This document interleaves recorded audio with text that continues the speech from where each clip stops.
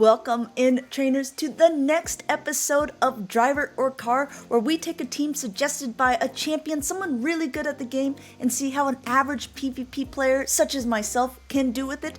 And I have to say, this is actually really funny because I had this video scheduled to go live later on today when all of a sudden my friend and fellow co-caster Zyonik actually released a video with the exact same team. So of course I wanted to reshoot.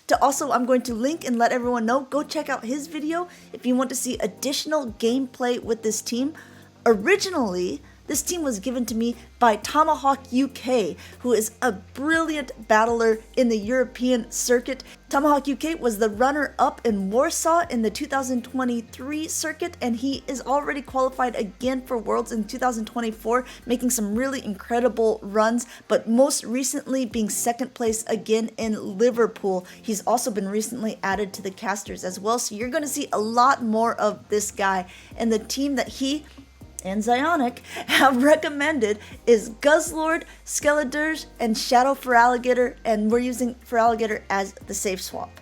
Like in all drivers or cars, I do like to ask the person who created this team a little bit about it and why they think it's good. It's just some tips and tricks for how to play it a little bit better. So one of the main tips that Tomahawk gave was that it is important to identify when Guzzlord is actually like the core breaker for a lot of teams. So if an opponent is staying in with a negative lead, it could be because the Guzzlord is really good against the whole team and you may need to save it for later.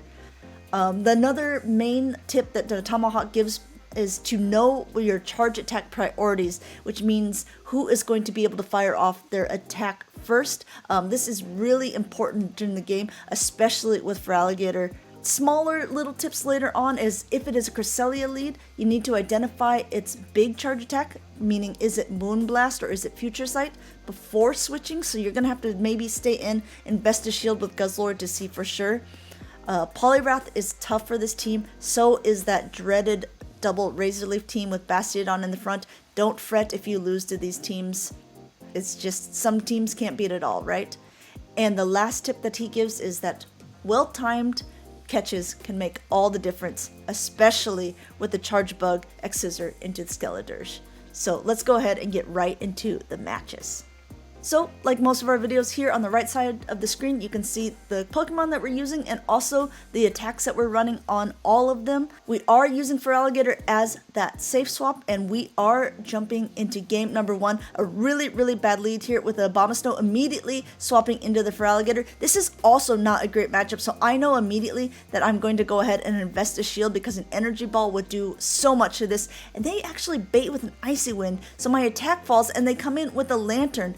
Lanturn is also not great into Feraligatr, but luckily this is a water gun Lanturn, so I'm just going to go ahead and do as much damage on this as possible. The thing is, Guzzlord does actually really good against Lanturn, and Lanturn is going to need to have to expend some of its energy on the Feraligatr, or it's going to go down in the meantime. As you can see, they already had to invest a shield. So I'm going to go ahead and let this go down. Even if it is a Thunderbolt like it is, I'm just going to come in and get a ton of farm on the Guzzlord here.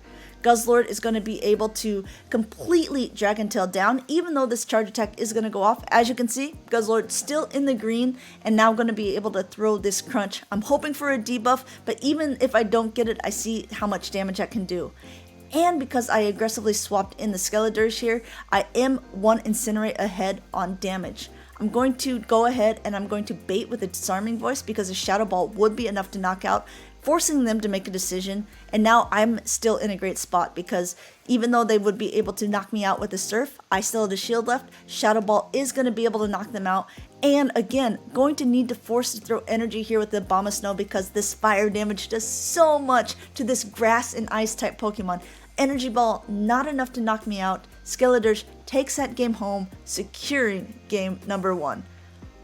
Jumping into game number 2, we also have a pretty good lead with the Umbreon. Umbreon is, like the thing is with it is it just has a lot of bulk to its name as well. So it's going to be able to get to its charge attack. Last Resort is going to be what is going to be thrown into the Guzzlord here. As you can see, like I said before, it's still in the green because Guzzlord is actually tankier than most people think it is. But the problem is, so is Umbreon.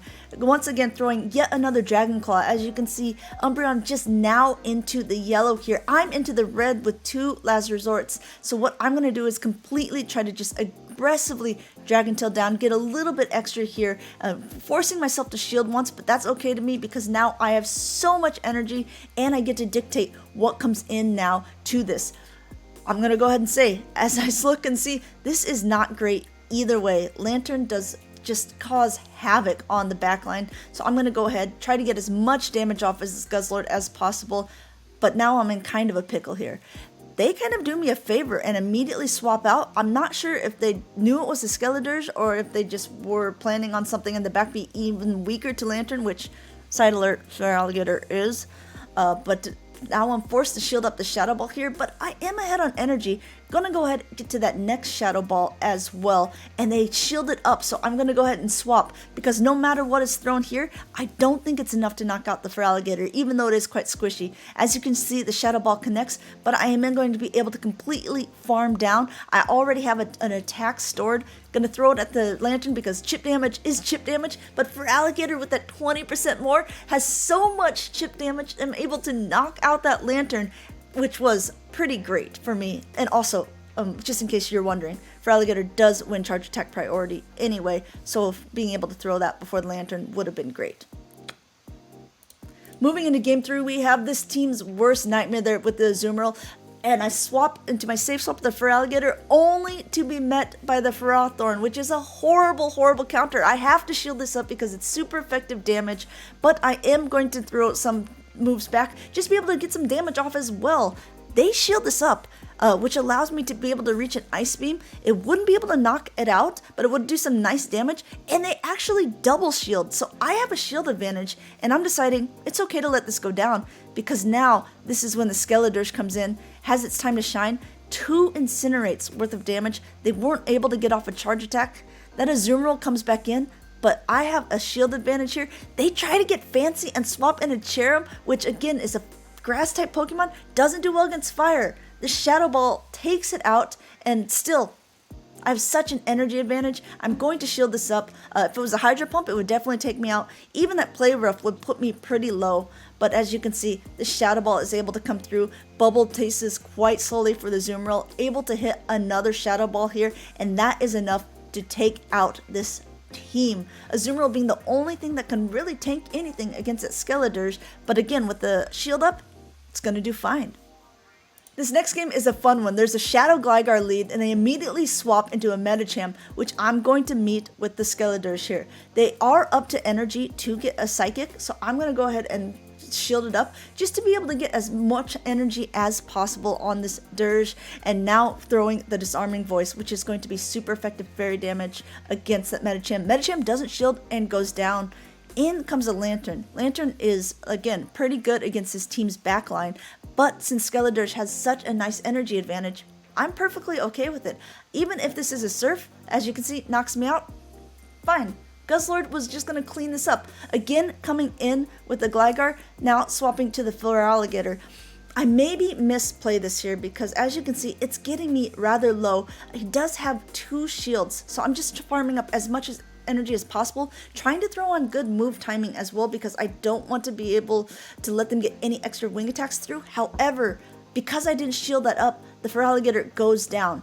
I'm now forced to shield up this Aerial Ace from the Gligar, trying to throw my moves here as well just to get the Gligar out of the picture, but it's able to get to yet another attack. This one is a Dig. As you can see, it puts the Guzzlord into the red. They aggressively swap into the Lanturn here, now throwing because it's hoping to do it right before they're able to reach an attack, able to take it out, but as you can see, we end up tying this matchup. Looking back on it, I actually don't think I should have shielded the Feraligatr anyway because the Feraligatr has such a horrible matchup against the Lanturn. But again, if you guys are watching it and think that I should play it a little bit differently, Tomahawk or Zyonik, if you guys are watching it and would have played it any differently, let me know in the comments below. The next matchup we have is a Venusaur. Venusaur, again, doesn't have the greatest matchup against Guzzlord, but they are staying in and they're throwing an attack, maybe what we call a chip and dip strategy, trying to throw an attack and then swap out, but they actually stay in and they shield, which makes me a little bit suspicious that in the back might be something also weak to Guzzlord. So I'm going ahead and swapping to the Skeledirge, taking a Frenzy Plant, and now in comes a Bastiodon. A Bastiodon. I'm not hoping this isn't like an ABA grass team because Feraligatr doesn't want anything to do with it in the back. But I do have 2 shields. They did swap in a little bit later here, so I'm going to be able to get a lot of energy now on the Feraligatr. Shadow Claw pacing so quickly here. Look how much I already have in Hydro Cannon and a half, 2 Hydro Cannons stored, able to throw. Great timing here right before the Bastiodon is able to get to another attack. They shielded up, but they don't have any shields left here. Now they're going to go down to the second Hydro Cannon. Coming back in with the Venusaur, but I'm able to Shadow Claw down, just getting a little bit more energy, and in comes the Jellicent in the back. For me, this is great either way because the Crunch is going to do super effective damage. As you can see, I also get the defense drop. The opponent realizes at that time, not much they can do, and they concede the matchup. And the last game we have is a very common lead. We have a Lanturn. They immediately swap into the Charjabug here. I'm okay going ahead and throwing this ahead of time because I am going to pace a little bit quicker because I had a Dragon Tail advantage. And just like Tomahawk suggested earlier, be wary of when they're going to be able to throw that X-Scissor. Catching it on the Skeledirge is great because it just absorbs all that extra energy. I also know a Discharge isn't going to take me out at that time, and since I know that Lanturn's probably coming back in, I don't need a lot of health on the Skeledirge. I just need this energy. Already at 100, being able to throw a Shadow Ball, and I'm going to be able to throw another one too before they can take me out, forcing them to either shield or let the Lanturn go down. They let the Lanturn go completely down, and in comes a Skarmory. Skarmory now is going to be in a world of hurt because these, again, Hydro Cannons from the Shadow Feraligatr are going to be doing so much. I decided to swap out at this point because if they Brave Bird, which they might have to do to take the Guzzlord out at a certain range, it's not going to be great for them either because it's going to lower the defense. Meanwhile, I'll just completely Dragon Tail, I'll crunch away. As you can see, completely able to, trying to Steel Wing me down, not able to do that. Dragon Claw is enough to take out that Skarmory, and I have a 2 shield advantage at the end of that matchup. So once again, this team, created by TomahawkUK right at the beginning of the World of Wonders, and now recently suggested by Zyonik, is a really good team, a strong team to be played in the Great League. This video has a couple different leads. Again, I will link to Zyonik's video as well if you're looking to see how he likes to play out some matches. Thanks again for watching this driver or car. If you have a team that you would like to see tried out in one of these drivers or cars, go ahead, let me know in the comments below. We'll see what we can do. In the meantime, have fun, good luck in your guys' climb. We'll see you in the next video.